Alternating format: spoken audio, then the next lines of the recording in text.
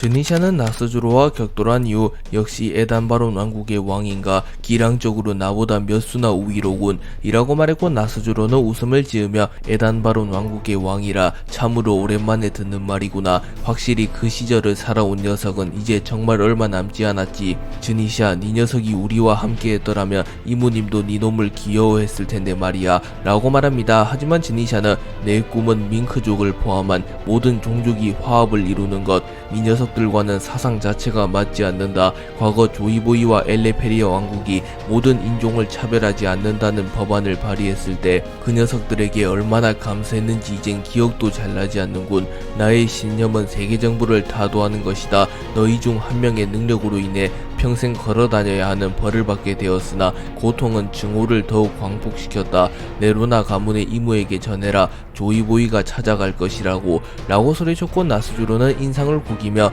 건방진 소리를 하는군. 너희들은 시대에 뒤떨어진 패배자, 힘있는 생명이 힘없는 생명을 지배하는 것은 세상의 이치, 그걸 깨닫지 못하면 평생을 고통 속에 살 뿐이다 라고 말합니다. 그리고 드니샤는 점점 다가오는 조로의 기운을 느끼며 이 기운은 흡사 도신 류마, 어쩌면 와노쿠니와 나스주로의 악연이 오늘로서 막을 내리게 될지도 모르겠군 이라고 생각합니다. 그리고 나스주로 역시 조로의 기운을 느끼며 우선 이 녀석을 빠르게 마무리 지어야겠군 이라고 말하며 조로가 나타나기 이전 드니샤를 빠르게 마무리 지으려 합니다.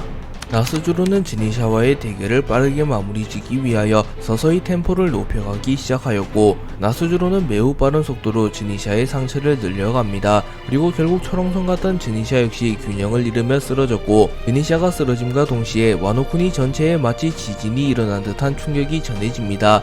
또한 수십 미터에 달하는 거대한 해일이 나스주로를 덮쳐왔으나 나스주로는 바다마저 베어버리는 신기를 선보인 이후 공중으로 높이 올라간 이후 자신의 초대 귀철에 폐양식 폐기를 휘감은 이후 폐양식 폐기와 자신의 참격을 함께 방출시키며 드니샤에게 치명상을 입히는데 성공합니다. 그리고 드니샤는 자신의 죽음을 직감하며 아직 내 눈으로 저 녀석들의 몰락을 보지 못했는데 조이보이 결국 그대를 따라가는구만.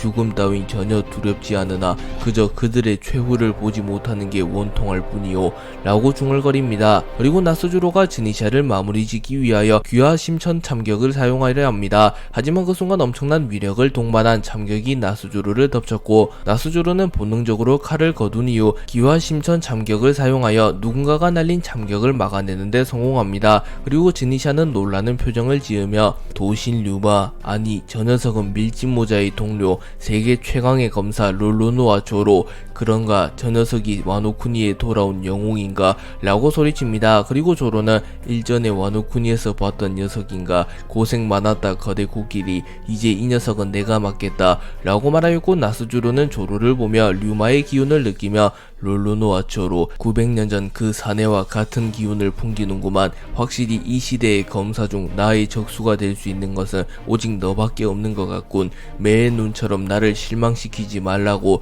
라고 말했고, 그 순간 나스주로의 초대 기철이 폭주하며 그간 나스주로가 회수했던 원원들의 형상이 나타났으며 원원들은 구슬픈 듯한 울음소리를 냅니다. 그리고 조로는 깨름칙한 듯한 표정을 지으며 저토록 한이 서린 요도는 처음 보는군 이라고 말합니다.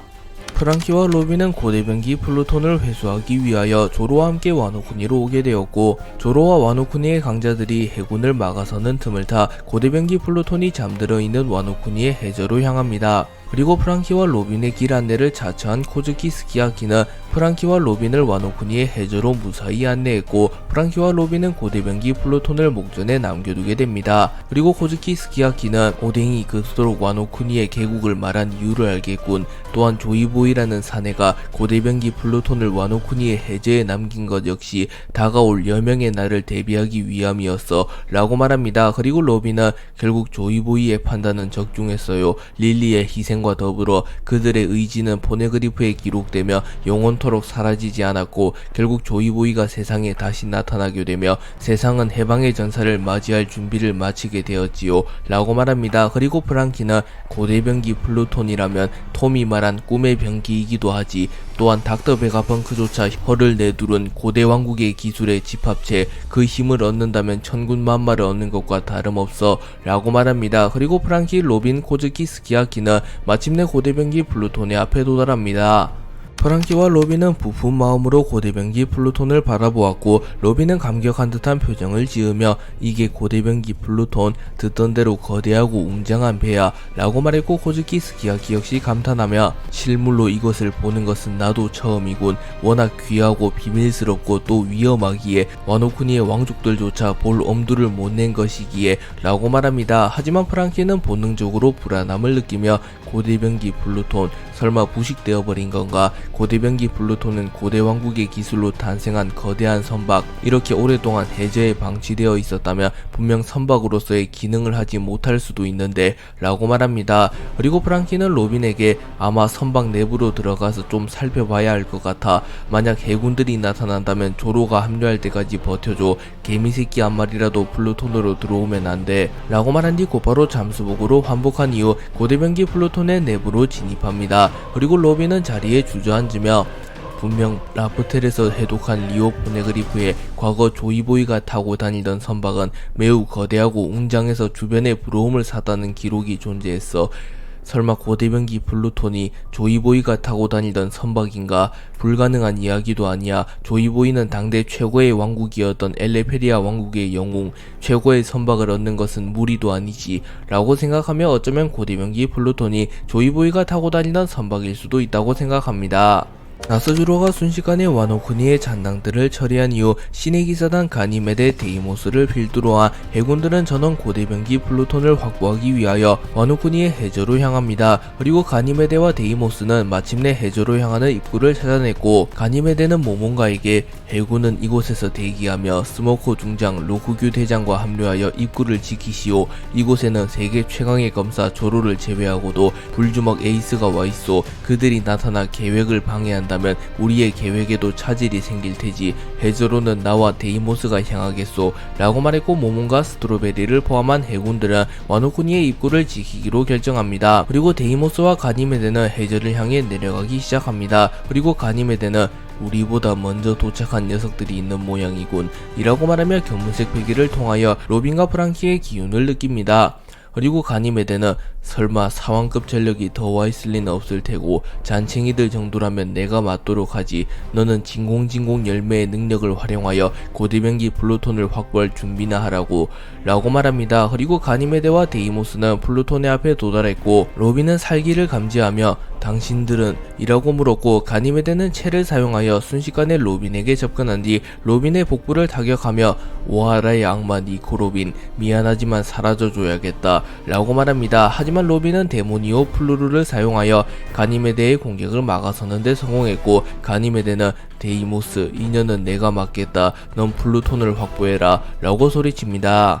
데이모스는 가니메데에게 로빈을 맡겨둔 이후 곧바로 진공진공 열매의 능력을 사용하여 자신의 몸을 진공 포장한 뒤 플루톤의 내부로 향하려 합니다. 그리고 로빈은 이를 제지하기 위하여 꽃꽃 열매의 능력을 사용하여 데이모스를 붙잡으려 합니다. 하지만 데이모스는 무장색 패기를 사용하여 이를 무효화하였고 가니메데는 곧바로 채를 사용하여 로빈에게 가까이 접근한 이후 로빈의 복부의 유관권을 장렬하였고 로빈은 피를 토하며 쓰러집니다. 그리고 로빈은 위기를 직감하며 이대로면 프랑키가 붙잡히고 말텐데 설마 여기까지 와서 플루톤을 확보하지 못하는 건가 라고 중얼거립니다. 그리고 가니메데는 네 목숨이나 걱정하시지. 감히 세계 정부에 대항한 대가를 치러야 할 테다 라고 말합니다. 그리고 가니메데는 곧바로 로빈의 목을 꺾어버리려 합니다. 하지만 그 순간 가니메데의 전신이 얼어붙었고 야마토와 부상을 입은 모모노스케가 등장합니다. 그리고 야마토는 로빈 오랜만이야 괜찮아 라고 물었고 로빈은 안심한 듯한 표정을 지으며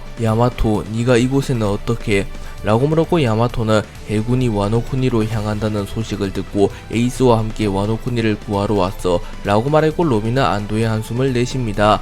그리고 가니메데는 단숨에 얼음을 부숴버리는데 성공하며 성가신 녀석이 나타났군. 오니힘의 야마토, 카이도우와 함께 사라졌으면 좋았을 터. 끊임없이 우리의 발목을 잡는구나. 헌데 분명 입구는 해군들이 지키고 있을 터. 소란없이 해군들을 제압한 건가? 라고 묻습니다.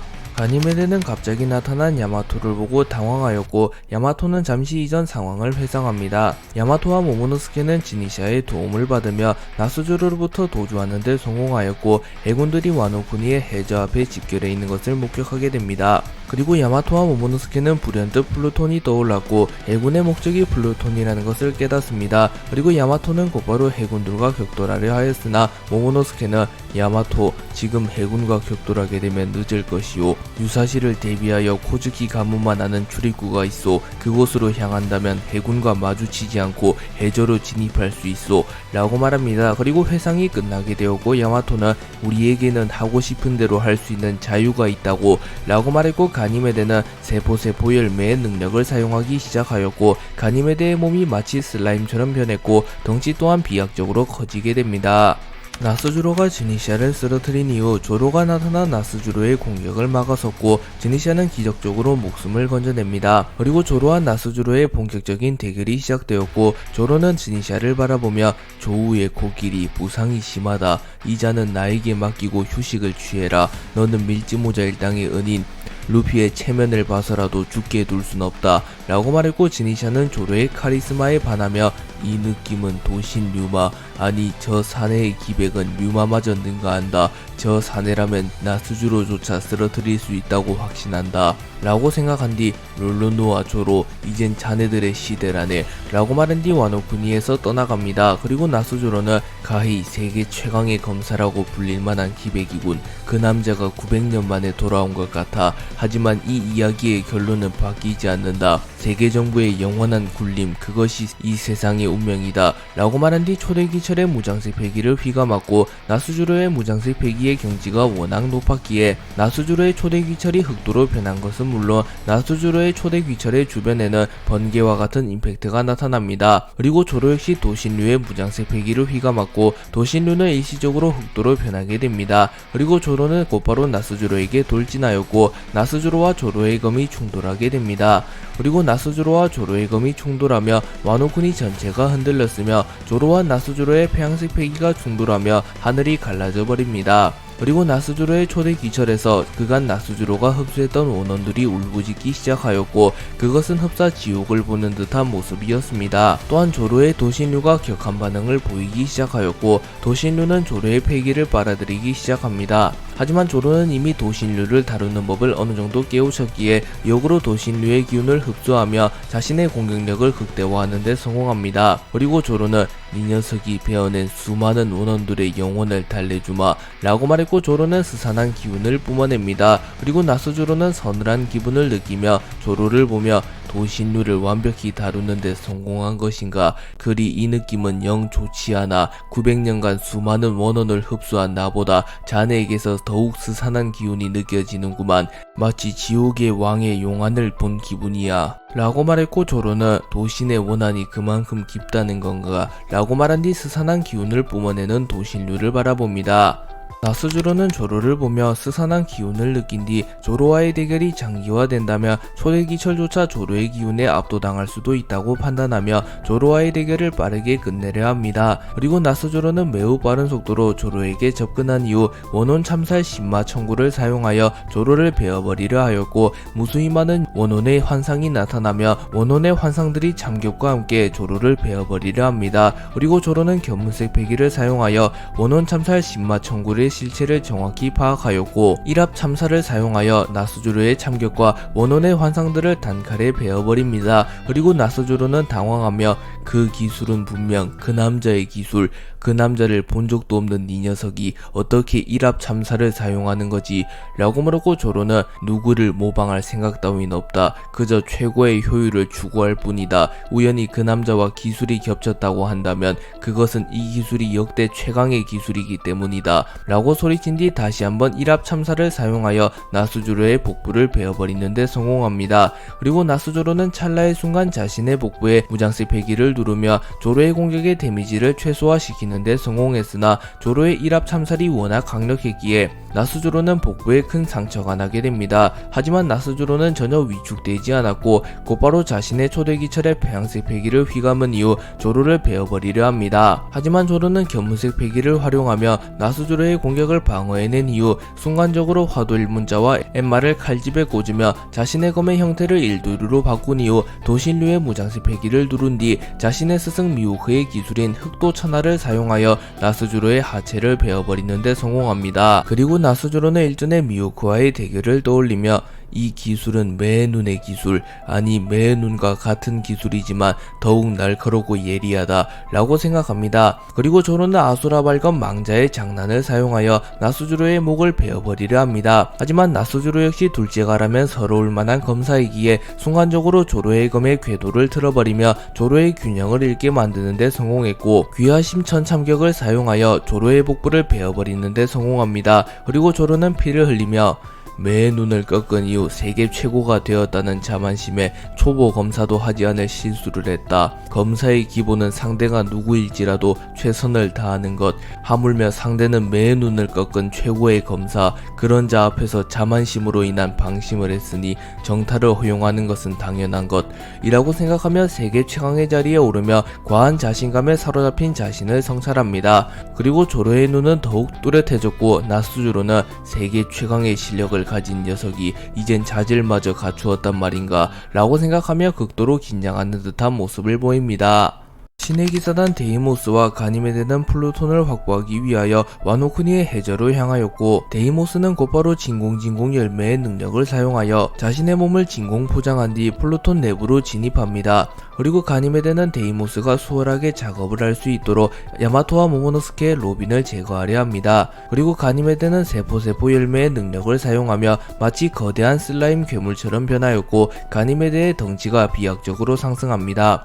그리고 가니메데는 전신의 무장색 배기를 누르며 공격력과 방어력을 극대화시켰고, 곧바로 야마토를 공격하려 합니다. 하지만 야마토는 공중으로 높이 뛰어오르며 가니메데의 공격을 피해내는데 성공하였고, 자신의 무기 타케루의 폐양색 배기와 무장색 배기를 휘감은 이후 신족 백사구를 사용하여 곧바로 가니메데의 머리를 내려 찍어버립니다. 하지만 가니메데는 세포 열매의 능력을 사용하여 슬라임과 같은 반액체 상태로 변한 상태였기에 타격으로 인한 데미지를 웬만해서 무시할 수 있었고, 야마토의 신족 백사구를 손쉽게 버텨내는 모습을 보입니다. 그리고 가니메데는 상성이 좋지 않군 오니히메 라고 말한 뒤 순식간에 몸을 신축시키며 야마토를 붙잡는 데 성공하였고, 가니메데는 야마토를 땅에 처박아 버리는 데 성공합니다. 그리고 야마토는 꽤나 데미지를 입었고 어깨와 허리 쪽에서 소량의 피가 흘러나옵니다. 그리고 야마토는 가니메데가 겉으로는 데미지를 입지 않은 것처럼 보이나 신족 백사구를 허용한 부분이 깊게 파져 있는 것을 보며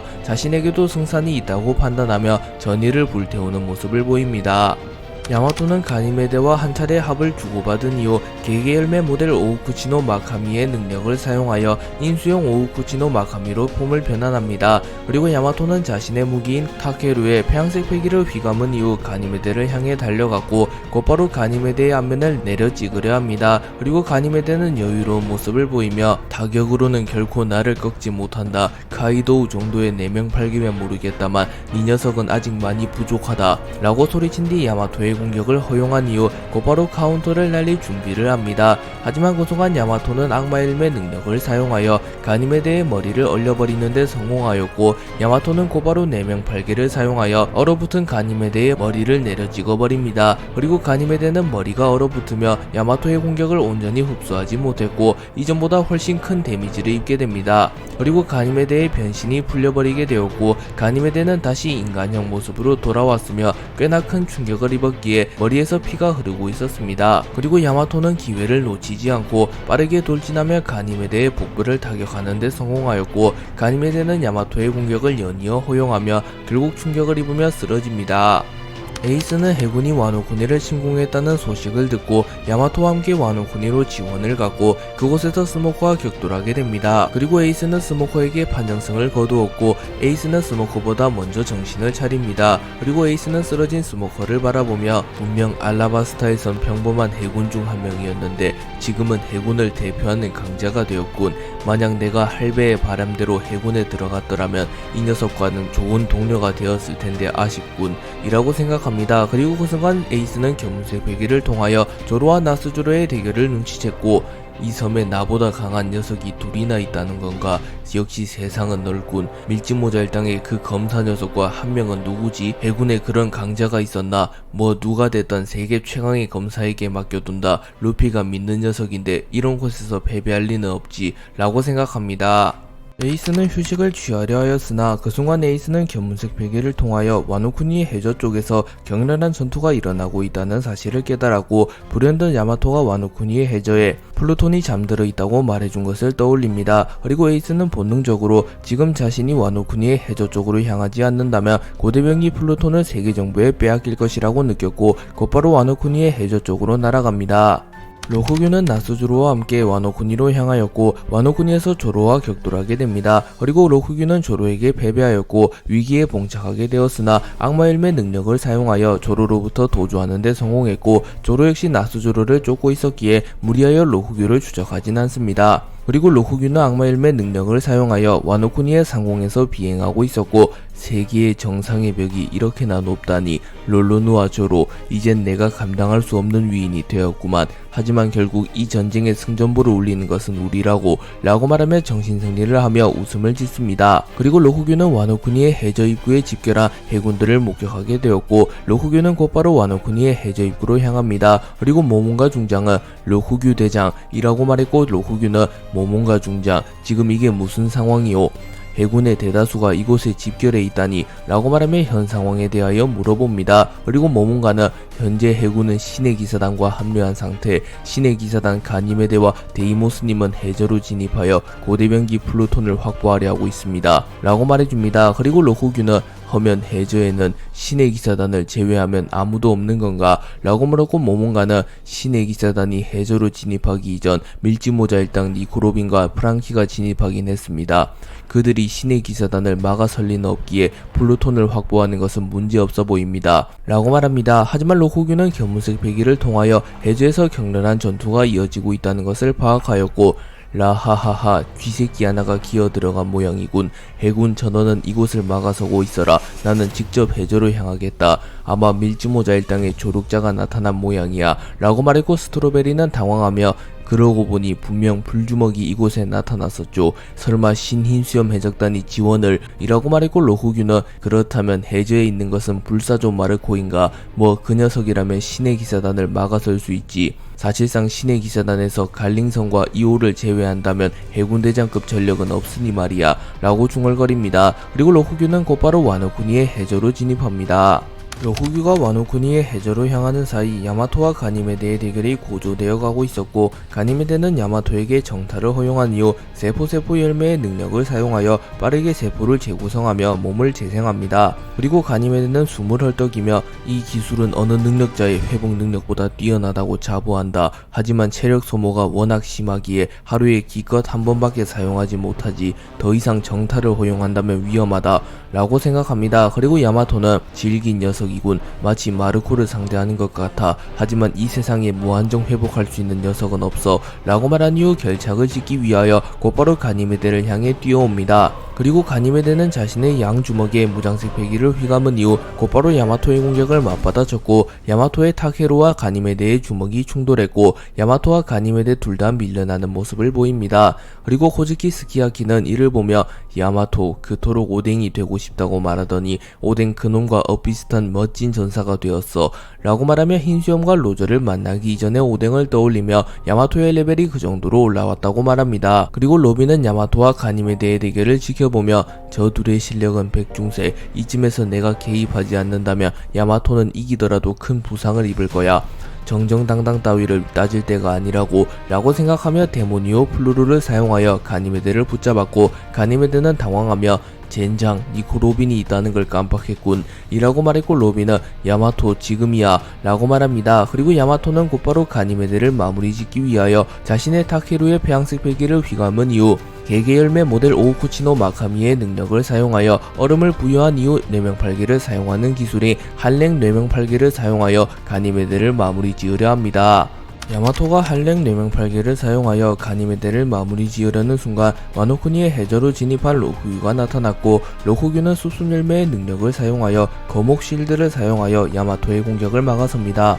그리고 가니메데는 로쿠규 대장이라고 말하며 매우 기뻐하는 듯한 모습을 보였고 로쿠규는 웃음을 지으며 라하하하 늦지는 않았나보. 헌데 불사조 마르코가 아닌 카이도우의 딸이 나타났을 줄이야 라고 말했고 로쿠규는 덩굴줄기를 사용하여 야마토를 포박하려 합니다. 하지만 야마토는 타케루를 사용하여 덩굴줄기를 끊어내는데 성공하였고 야마토는 다급해하며 로빈 여기서 도망쳐. 저 두 녀석을 묶어둘 수 있는 시간은 고작 몇 분밖에 되질 않아 라고 말합니다. 하지만 로쿠규는 아니 소용없다고. 이미 입구에는 해군들이 가득하다. 이제 곧 스모커 중장마저 합류할 것이니 이 녀석들은 진퇴양난의 상황에 놓인 것이나 다름없다 라고 말하며 야마토 로빈을 체포하려 합니다. 하지만 야마토는 희망을 놓지 않으며 아니 스모커는 이곳에 못 와. 에이스가 분명 스모커를 쓰러뜨렸을 거야. 에이스가 온다면 전세 역전이다. 로빈 그때까지만 버티는 거야 라고 말합니다. 그리고 모모노스케 역시 정신을 차리며 나 역시 가담하겠소. 에이스라면 반드시 근시에 나타날 것이요. 또한 조로주로 역시 와노쿠니에 있소. 그들이 있는 한 세계 정부가 플루톤을 가지게 될 일은 없을 것이요 라고 말합니다.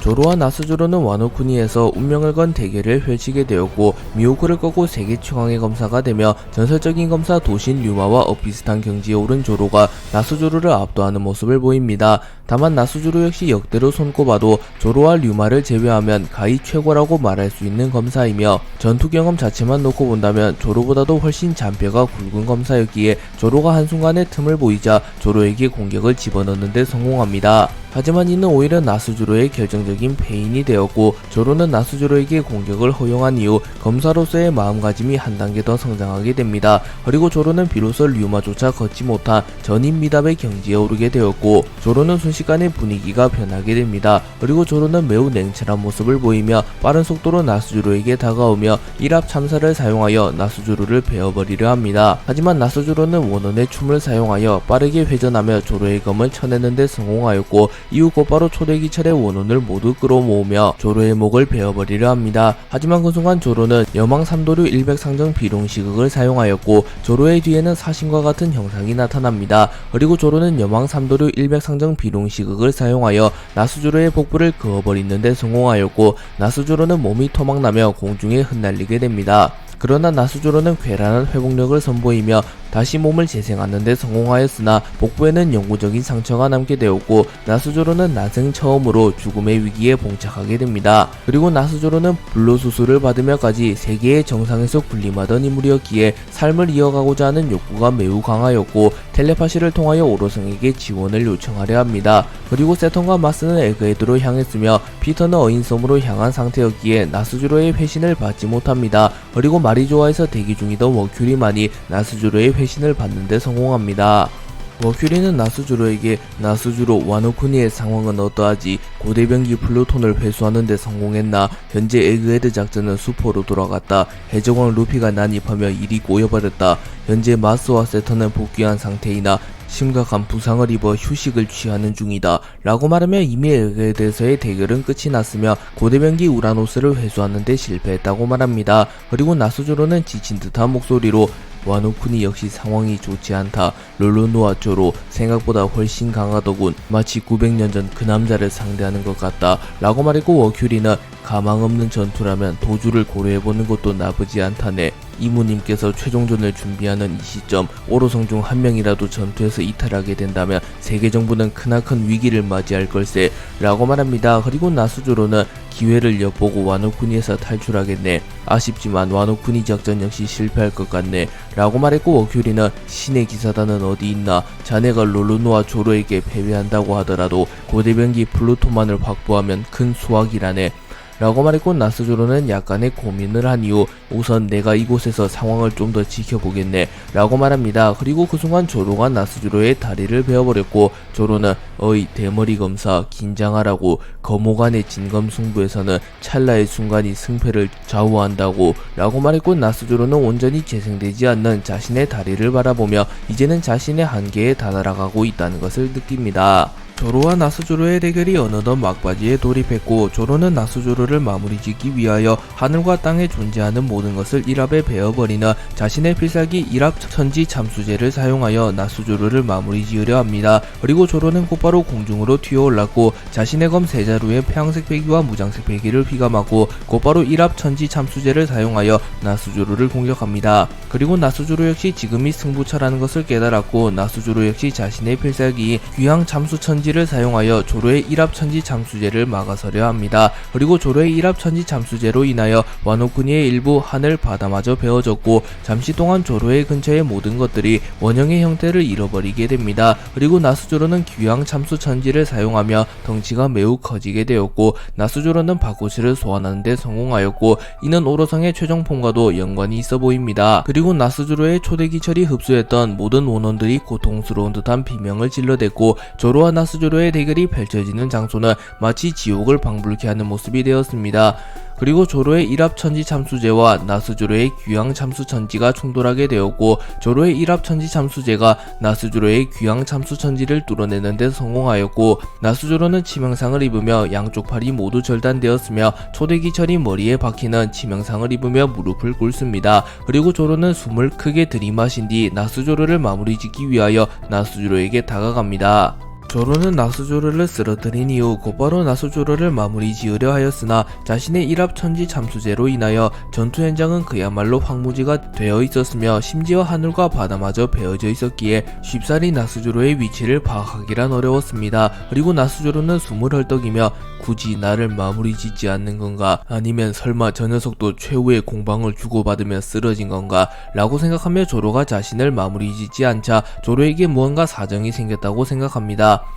그리고 나스조로는 지금이 기회라고 생각하였고 바코치의 형태로 변한 이후 곧바로 해안 쪽으로 뛰어가며 우선은 와노쿠니에서 벗어나려 합니다. 그리고 조로 역시 계속하여 나스조로를 찾고 있었으나 조로는 꽤나 심각한 계시였기에 결국 나스조로를 찾지는 못하였고 조로는 허탈한 듯한 표정을 지으며 해안 쪽을 바라봅니다. 그리고 그곳에는 바코스로 변한 채 빠르게 해안을 벗어나고 있는 나스조로가 있었고 나스조로는 엄청난 회복력을 통하여 팔의 일부를 재생시킨 상태였습니다. 그리고 조로는 곧바로 나스조로를 추적하려 하나 그 순간 조로는 견무색 패기를 통하여 와노쿠니의 해저 쪽에서 로빈 프랑키가 해군과 혈투를 벌이고 있다는 것을 감지했고 자신이 빠르게 지원을 가지 않는다면 동료들이 위험하다는 사실을 깨닫습니다. 그리고 조로는 나스조로를 추적할지 동료를 구하러 갈지 갈등하는 모습을 보였고 이미 나스조로는 꽤나 멀리 도주했으며 자신이 길치라는 점을 감안한다면 나스조로를 뒤늦게 쫓더라도 확실히 잡아낸다고 보장할 순 없기에 우선은 동료들을 구하고 고대병기를 확보하는 게 우선이라고 판단하며 나스조로를 추적하는 것을 포기합니다. 그리고 조로는 도주하는 나스조로를 바라보며 진정한 거모라면 무릇 승부에서 패배하여 목숨을 잃는 것을 두려워하면 아니 된다. 저 녀석 출중한 실력을 가졌긴 하다만 검사로서는 완전히 실격인 녀석이군. 언젠가 다시 격돌하게 된다면 그땐 반드시 확실히 마무리 지어주마 라고 말합니다. 그리고 조로는 곧바로 와노쿠니의 해저로 향하나 역시나 길치답게 매우 헤매는 모습을 보입니다. 에이스는 스모커와의 대결 이후 정신을 차리는 데 성공했고 곧바로 야마토를 지원하기 위하여 와노쿠니의 해저로 향합니다. 그리고 에이스와 해군은 와노쿠니의 해저 입구에서 맞닥뜨렸고 모몬가는 에이스를 경계하며 후방 상공의 불주먹 에이스가 나타났다. 현재 와노쿠니의 해저에선 로쿠규 대장과 신의 기사단이 밀지모자 일당으로부터 고대병기 플루톤을 회수하려 하는 중 저 녀석이 해저로 진입하지 못하도록 막아라 라고 말합니다. 그리고 에이스는 꽤나 진지한 표정을 지으며 불필요한 살상을 하고 싶진 않은데 하지만 날 가로막는다면 자비를 베풀 수는 없다고 라고 말한 이후 불주먹을 사용하여 순식간에 해군 수백 명을 날려버립니다. 그리고 에이스는 유유히 와노쿠니의 해저로 걸어 들어가려 했고 해군들은 자신들과 에이스의 격차를 잘 알았기에 섣불리 에이스를 막으려 하지는 못합니다. 하지만 그 순간 모몬가와 스트로베리가 나타나 에이스를 막아섰고 모몬가는 눈앞에 초월적인 존재에게 겁을 먹는 것은 당연하다. 하지만 우리는 정의를 관철하는 해군, 우리가 악에 굴복하는 순간 세상은 악으로 물들고 만다. 너희들이 진정한 해군이라며 목숨을 버릴 각오로 이 녀석을 막아서라 라고 소리쳤고 그제서야 해군들은 투쟁심을 되찾으며 에이스를 막아서려 합니다. 그리고 에이스는 만족한 듯한 웃음을 지으며 과연 해군본부 중장이라고 불릴만 하고 하군. 할배가 봤으면 감동의 눈물을 흘렸을 테지. 하지만 모몬가 중장, 내가 세상이 상정한 악이라면 나는 동료들을 지키기 위해 너희들을 불태워버릴 수밖에 없다고 라고 말한 이후 불기둥을 사용하여 화염을 치솟으며 해군들이 자신에게 다가오는 것을 방지합니다. 그리고 모몬가와 스트로베리만이 거센 불꽃을 뚫고 에이스에게 달려왔고, 에이스는 차마 이들을 죽이고 싶진 않았기에 무장색 패기를 사용하여 모몬가와 스트로베리를 기절만 시킵니다. 그리고 에이스는 곧바로 와노쿠니의 해저로 진입합니다. 로쿠규 가니메데는 순식간에 야마토를 제압하는 데 성공하였고, 모모노스케와 로빈이 힘을 합쳐 최대한 로쿠규와 가니메데를 막아서려 합니다. 하지만 현실적으로 모모노스케와 로빈이 로쿠규와 가니메데를 막아서기란 무리였고, 로쿠규는 소수열매의 능력을 사용하여 로빈과 모모노스케를 포박하는 데 성공합니다. 그리고 가니메데는 세포 열매의 능력을 사용하여 날카로운 칼날을 만들어낸 이후 곧바로 로빈의 심장을 찔러버리려 합니다. 하지만 그 순간 에이스가 와노쿠니의 해저에 도착했고, 에이스는 이글이글 열매의 능력을 사용하여 순식간에 로쿠규의 덩굴을 불태워버리는 데 성공합니다. 그리고 에이스는 불주먹을 사용하여 가니메데의 손의 일부를 불태워버리는 데 성공했고, 에이스는 적절한 타이밍에 나타나 로빈을 포함한 모두를 구해냅니다. 그리고 야마토는 쓰러진 채로 간신히 에이스를 확인하며 에이스 역시 늦지 않고 도착했구나 라고 말한 이후 기절합니다. 그리고 에이스는 감히 동료들을 건드렸겠다. 결코 용서할 수 없군 해군 이라고 말했고, 로쿠규는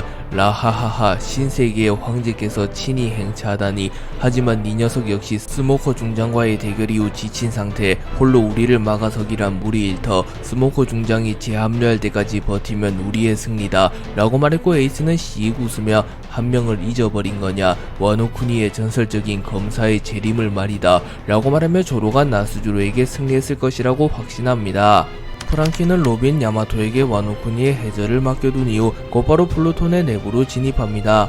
그리고 프랑키는 마치 잠수부 같은 모습을 하고 있었고, 프랑키는 단시간에 매우 거대한 전함이 플루톤을 사사시 뒤지는 것은 불가능하다고 판단하며 우선은 선박의 중심이라고 볼 수 있는 선체 중심선으로 향합니다. 그리고 프랑키는 그곳에서 방 하나를 발견하였고, 그 방은 굳게 잠겨 있었습니다. 그리고 프랑키는 주인에게는 미안하지만 시간이 없으니 우선은 부수도록 해야겠군.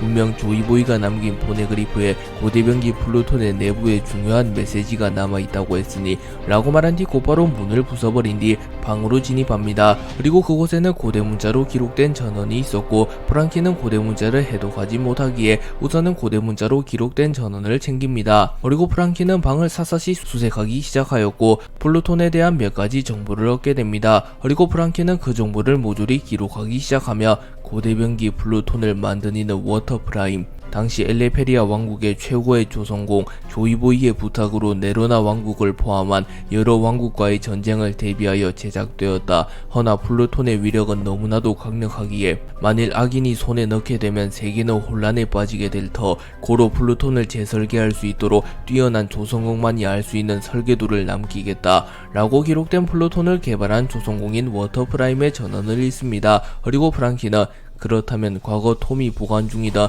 고대병기 플루톤의 설계도는 고대병기 플루톤을 제작한 워터프라임이 훗날을 위해 남긴 것인가? 그리고 내가 그 설계도를 읽었을 때 무언가 부족함을 느꼈는데 그 부족함은 라프텔에 도달하여 우라노스와 플루톤을 운용하기 위해 필요한 핵심적인 부품을 얻으며 어느 정도 해소되었다.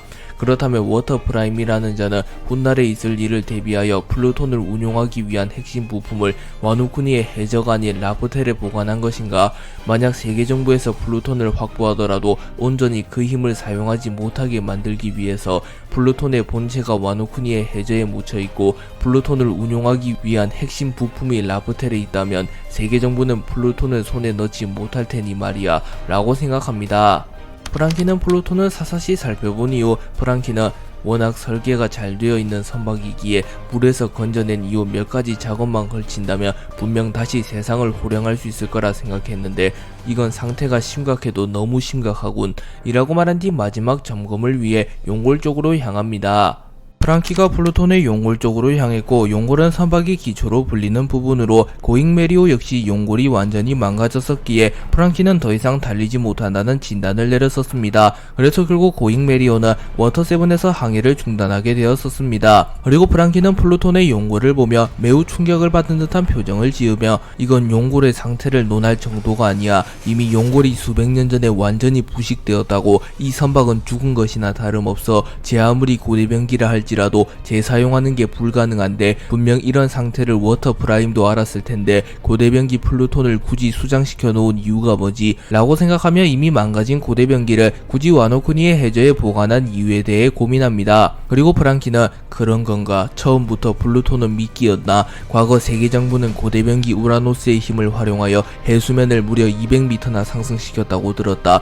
그리고 고대병기 플루톤 역시 마찬가지의 힘을 가졌지. 그렇기에 세계정부는 플루톤을 확보하는데 혈안이 되어 있을 것이다. 하지만 플루톤은 이미 용골이 부식되어 있던 상태였기에 더 이상 항해하는 것은 물론 사용하는 것이 불가능한 죽은 선박이 되었다. 하지만 세계정부는 이 사실을 알지 못한다. 그렇기에 세계정부는 반드시 플루톤을 탈취하려 하겠지. 그리고 그들은 플루톤을 사용하여 전쟁을 끝내려 하겠지만 사실상 플루톤은 힘을 잃은 상태이기에 그들의 계획대로는 되지 않을 터. 또한 워터프라임에 남긴 전원을 확인한다면 플루톤은 반드시 세계정부에 넘어가야 해. 그리고 내가 진짜 플루톤을 새롭게 창조한다. 그것이 전쟁의 승리의 기점이 될 테지. 즉 세계정부에 플루톤을 넘겨주어도 큰 문제는 발생하지 않아. 아니 플루톤은 반드시 세계정부에 넘어가야 한다. 하지만 플루톤에 장착되어 있는 고도의 기술력을 흉내낸다면 그것 또한 큰 변수로 작용할 테지. 나만 플루톤의 설계도를 봤다고 장담할 수는 없고, 그렇다면 플루톤에 장착된 고도의 기술력을 활용한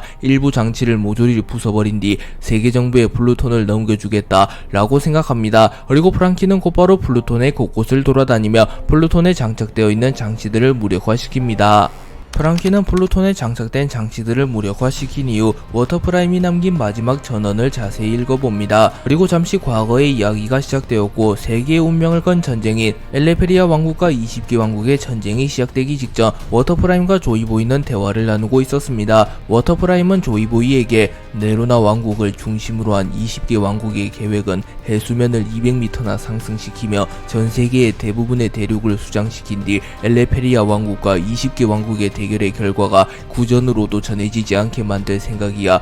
아마 그들은 영원한 집권을 염두에 두고 있겠지. 대계의 정점의 선자들은 결함 따윈 없어야 하니 라고 말하며 만약 20개 왕국이 엘레페리아 왕국과의 전쟁에서 승리한다면 그들은 세계를 지배할 것이며 고대병기 우라노스를 활용하여 해수면을 200m나 상승시키며 세계의 대혼란을 가져다 줄 것이라고 말합니다. 그리고 조이보이는 걱정스러운 듯한 표정을 지으며 고대병기 우라노스가 해수면을 상승시키는 원리는 고도의 태양열 에너지를 활용하여 극지방의 얼음을 모조리 녹이는 것은 물론 기상이변 현상을 활용하여 전세계의 해수면을 점차 늘려간다. 그리고 총 200m의 해수면이 상승하기 위해선 대략 100년이라는 긴 시간이 필요하다만 세계의 정점의 선자들에게 그 시간은 그리 길지만은 않겠지. 그렇기에 반드시 전쟁에서 승리하여 우라노스가 작동되는 일만은 막아야 한다. 설사 전쟁에서 패배하더라도 고대병기 우라노스가 그들의 손에 들어가선 안 돼 라고 말합니다. 하지만 조이보이의 우려대로 조이보이가 세계정부에게 패배한 이후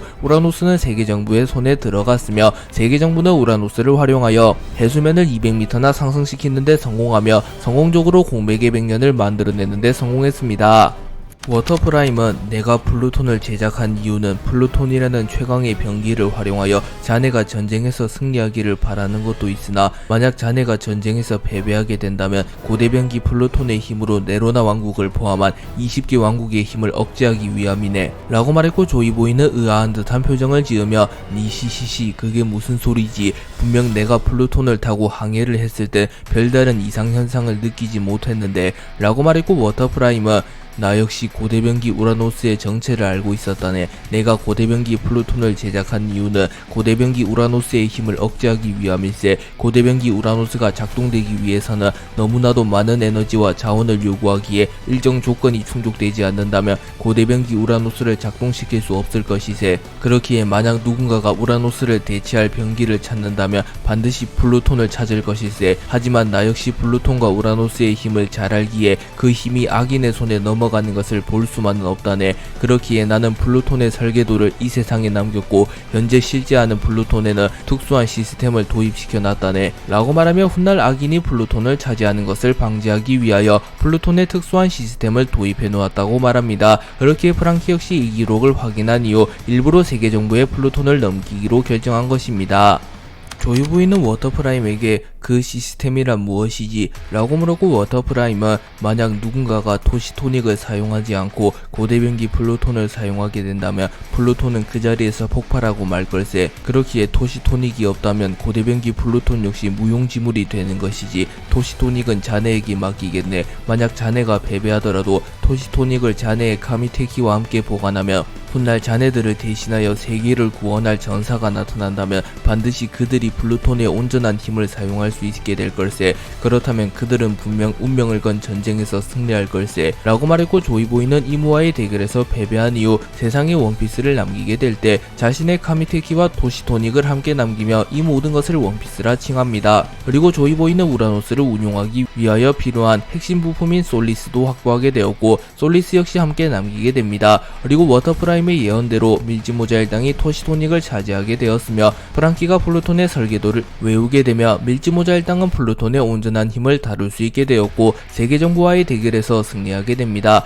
그리고 프랑키는 이 모든 기록을 확인한 이후 플루톤을 세계정부에 넘기게 된다며 세계정부는 토시토닉 없이 플루톤을 사용하게 될 것이며 그렇게 되면 사실상 자폭하게 되는 것과 다름없음을 깨달으며 워터프라임의 해안에 감탄하는 모습을 보입니다.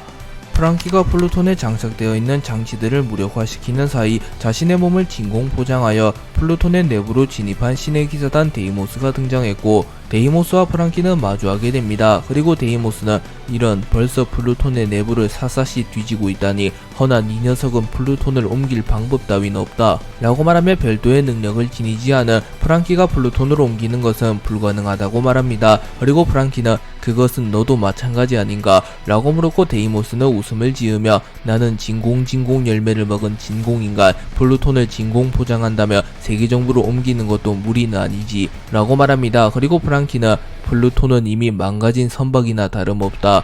또한 너희 세계정부는 플루톤을 운용하기 위한 핵심 장치도 없는 것으로 아는데 라고 물었고 데이모스는 뭐 그런 것까진 관심이 없다고 그저 상부의 오로성들께서 원하시니 나는 플루톤을 마리조아로 옮길 뿐이다 라고 말합니다. 그리고 프랑키는 플루톤을 지키고자 하는 마음이 없기에 밖의 동료들은 무사하겠지. 그들의 목숨을 보증해준다면 순순히 플루톤을 넘기지. 하지만 그들의 목숨에 위협을 가한다면 나는 이곳에서 폭탄을 터뜨려 플루톤을 영원히 사라지게 만들 테다 라고 말했고 데이모스의 입장에서도 플루톤을 확보하는 것이 우선이었기에 프랑키의 제안을 받아들이며 프랑키와 함께 우선은 밖으로 빠져나가기로 합니다. 그리고 프랑키는 조로와 동료들을 믿었기에 그들이 세계정부에게 패배했을 거라고 생각하지 않으나 워터프라임의 한수를 믿었으며 자신이 플루톤을 재창조해야 한다는 것을 알았기에 동료들을 생각하는 척하며 세계정부에게 플루톤을 자연스럽게 넘겨주기 위하여 연기를 하였던 것이었습니다. 그리고 데이모스는 프랑키의 함정에 빠지게 되었고 프랑키와 워터프라임의 의도대로 움직이게 됩니다.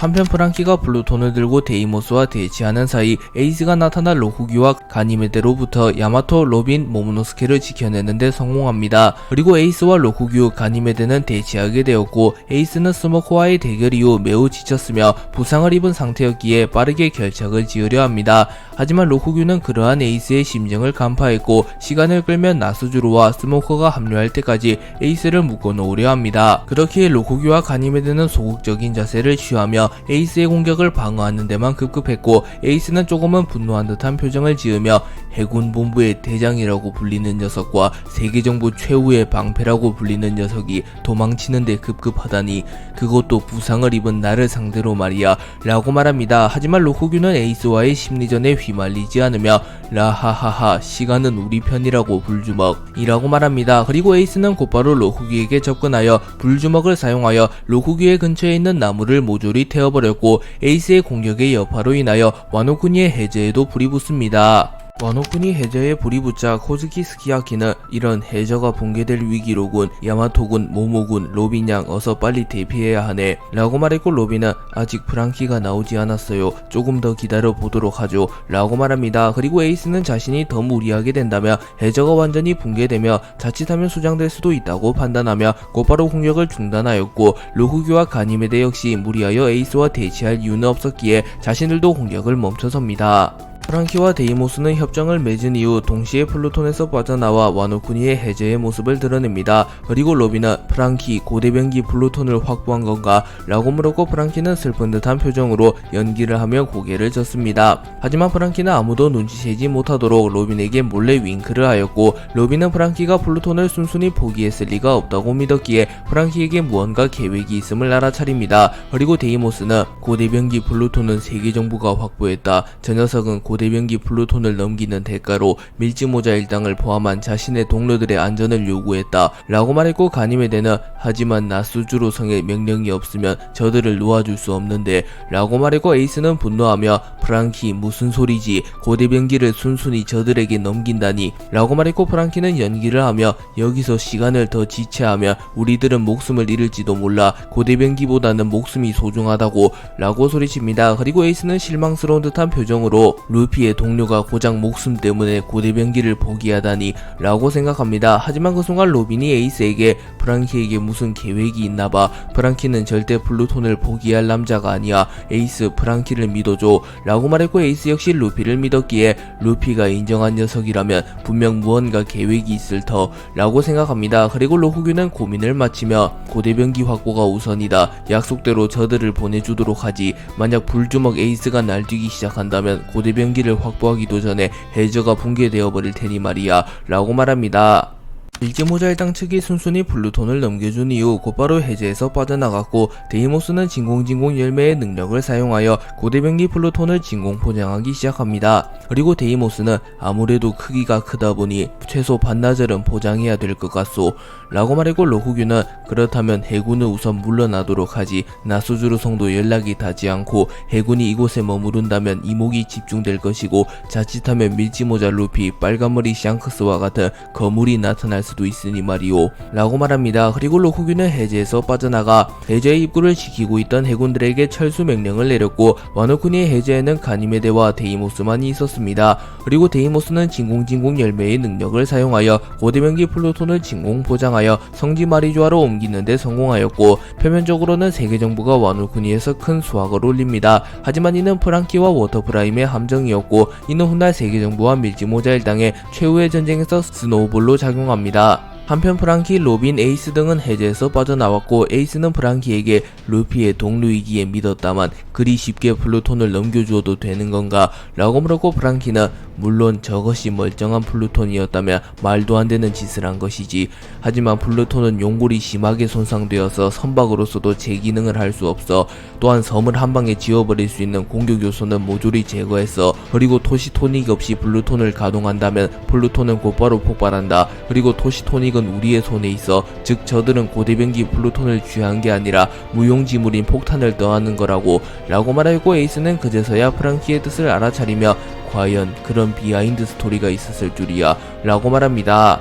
프랑키는 해군들이 모두 철수한 것을 확인한 이후 로빈에게 나는 벌지모아 섬으로 향하여 써니오를 고대변기 플루톤으로 개조시킬게, 플루톤의 설계도는 과거 워터7에서 확인했고 설계도의 단면은 모두 내 머릿속에 있어, 닥터 베가펑크의 기술력이 남아있는 벌지모아 섬에서 플루톤을 재탄생시킨다면 비로소 우린 고대변기를 손에 넣게 되는 거지, 적어도 한 달 정도는 걸릴 것 같으니 루피에게 잘 전달해달라고 라고 말합니다. 그리고 로빈은 확실히 고대변기가 없다면 세계정부를 상대로 승산은 하자, 프랑키 넌 걱정 말고 플루톤을 재탄생시켜줘 라고 말합니다. 그리고 에이스는 그렇다면 세계정부와의 최종 대결은 약 한 달 후가 되겠군, 고대변기가 완성되는 즉시 성지 마리주아를 무너뜨린다, 더불어 세계정부와 천룡인들 역시 마찬가지고 라고 말하며 세계정부와 밀지모자 일당의 최후의 대결은 이제 고작 한 달만을 남겨놓게 되었습니다. 그리고 프랑키는 곧바로 에이스의 스트라이커를 빌려서 벌지모아 섬으로 향하였고, 에이스, 야마토는 로빈과 동행하여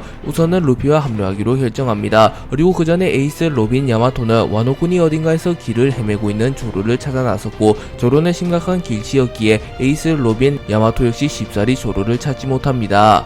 조로는 나스조로를 쓰러뜨린 이후 곧바로 밀지모자 일당과 합류하였으나 특유의 길치스러운 모습을 보이며 쉽사리 동료들을 찾아내지 못합니다. 그리고 조로는 와노쿠니의 정글과 같은 곳으로 가게 되었고 조로는 땀을 삐질 흘리며 이런 이곳은 저번에도 와본 것 같은데 도대체 여긴 어디야? 라고 중얼거립니다. 그리고 조로는 부상을 회복 중인 스모커와 마주하였고 조로는 곧바로 칼을 꺼내들며 연기 자식 니 녀석이 와있을 줄이야. 로그타운에서부터 정말 끈질기군 이라고 말했고 스모커는 매우 허탈한 듯한 표정을 지으며 상층부의 영감은 니 녀석에게 패배하고 도주한 건가? 아까 보았던 거대한 말이 상층부의 영감인가? 라고 물었고 조로는 그래 그 녀석은 나에게 패배하고 도주했다. 검사로서 절대로 해서는 안 되는 짓인데 목숨을 부지하기 위해 자존심을 버릴 줄이야 라고 말했고 스모커는 부하들이 아직 투쟁 중인데 목숨을 부지하기 위해 도주하는 상관이라니 이거 참 해군본부의 중장으로서 체면이 서질 않는군. 세계를 대표하는 얼굴의 수준이 이거밖에 안 된다니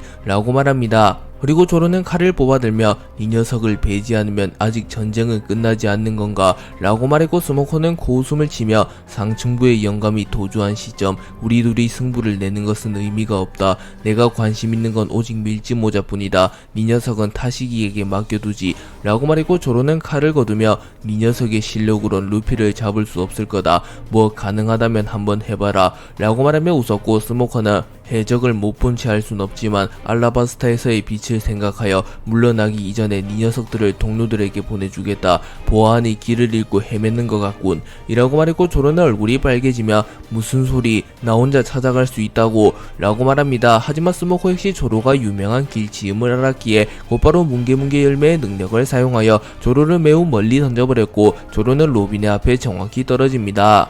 스모커는 조로를 로빈에게 배송한 이후 곧바로 로쿠교와 합류하였고 로쿠교는 스모커 중장 설마 불주먹에게 패배했나? 라고 물었고 스모커는 담배를 피며 그렇게 되었소 라고 말하였고 로쿠교는 라하하하 뭐 그럴 수도 있지 이번 작전은 성공적이다. 고대병기 플루톤을 확보했으니 말이야 라고 말합니다. 하지만 스모커는 심기가 불편한 듯한 표정을 지으며 상층부의 영감이 부하들을 놔두고 도주했소. 전투에서 지휘관의 부재는 곧 패배. 우리는 해적놈들에게 완벽하게 패배했소. 라고 말합니다. 그러나 로쿠규는 아니 결과적으로 플루톤을 확보했으니 아무런 문제가 없다고. 더군다나 나스주로성은 이 세상의 신이 굳이 위험을 감수할 필요는 없지. 라고 말했고 스모커는 찝찝한 듯한 표정을 지으며 진정 세계정부가 정의가 맞는가? 계급이 오르면 오를수록 세계정부의 요직이 오르면 오를수록 세계정부가 정의가 아니라는 생각이 드는군. 밀지모자 루피에 의해 세계정부가 붕괴된다면 세상에는 대혼란이 찾아올 거다. 하지만 세계정부가 영원토록 군림하는 건 역시 안 될 일. 그렇다면 내가 새로운 해군 원수가 되어 적폐청산을 하는 수밖에 없는 건가? 라고 생각하며 스모커는 더 이상 진급을 거부하지 않으며 아카이누에 이은 새로운 해군 원수가 되어 자신이 직접 세계정부를 개편하고자 하는 생각을 가집니다. 조로가 나수조로를 꺾는데 성공했으며 에이스가 스모커를 꺾는데 성공하며 해적 측은 해군 측에게 완벽한 승리를 거둡니다. 또한 고대병기 플루톤을 빼앗긴 것이 아닌 고의로 고대병기 플루톤을 넘겨준 것이기에 사실상 해적 측의 완벽한 승리라고 볼 수 있습니다. 그리고 조로는 로빈에게 사건의 모든 전말을 들었고 그렇다면 이젠 정말 세계정부를 무너뜨릴 일만 남았군 이라고 말했고 로빈은 물론 프랑키가 플루톤을 완성하면 우린 곧바로 마리주아로 향하면 돼. 루피 역시 에그헤드 섬에서 혁명군과 함께 세계정부로부터 승전보를 울렸고 고대병기 우라노스를 확보했다는 소식이 전해지고 있으니 라고 말합니다. 그리고 조로는 웃음을 지으며 루피 녀석이 해내는 건 당연하잖냐. 이젠 망할 요리사 녀석만 남았군. 그 녀석이 포세이돈을 지켜내면 모든 게 끝인가. 그리고 로빈은 쌍디 역시 전투를 시작한 지 꽤 되었는데 아직도 승전보가 울리지 않은 게 조금은 걱정이야 이라고 말합니다. 하지만 조로는 정색하며 그 녀석이 마음에 들진 않지만 그 녀석의 실력까지 무시할 순 없지. 그 녀석이라면 반드시 해냈을 거다 라고 말하며 쌍디를 신뢰하는 모습을 보입니다.